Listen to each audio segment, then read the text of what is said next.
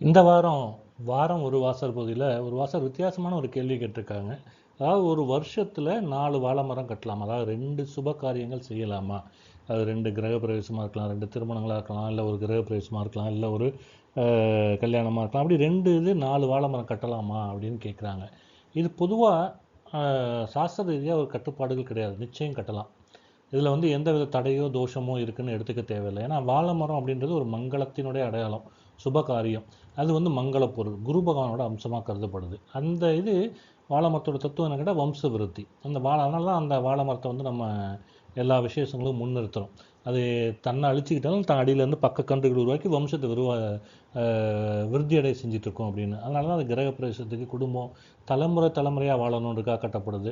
திருமணத்தின் போதில் மணமக்கள் வம்சம் வாழையடி வாழையாக தலைச்சி வாழ வேண்டும் கட்டப்படுது.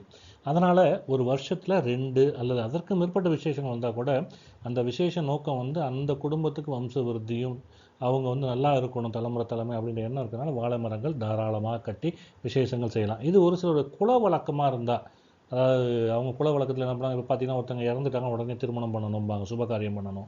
இல்லை ஒரு சிலர் வந்து இறந்துட்டா அந்த வருஷத்தில் சுபகாரியமே பண்ணக்கூடாது அப்படின்னு ஒரு குல வழக்கம் இருக்கும். அப்படி ஒரு குல வழக்கமாக இருந்தால் அந்த குல வழக்கத்தை ஃபாலோ பண்ணணும். அதர் தென் தட் சாஸ்திர ரீதியாக அப்படி எதுவும் இல்லை. அப்போது வாழை மரத்தை எப்படி கட்டணும், எந்த மாதிரி வாழை மரம் கட்டணும்? கண்டிப்பாக ஒரு குளத்தல்லுன வாழை மரம், அந்த வாழைத்தாரோட பூவும் இருக்கணும். அதோடு சேர்ந்து இருக்க வாழை மரம் கட்டுறது தான் பூர்ணத்துவம். அப்படி உள்ள மரங்கள் தான் கட்டணும்.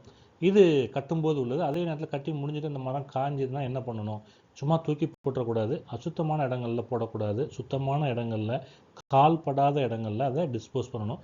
நீர்நிலைகளில் போட்டிங்கன்னா அதை ஓடுற தண்ணி, அந்த குளங்கள், அந்த மாதிரி இதில் டிஸ்போஸ் பண்ணிங்கன்னா ரொம்ப நல்லது. இதுதான் இந்த வாரத்துக்கான பதில்.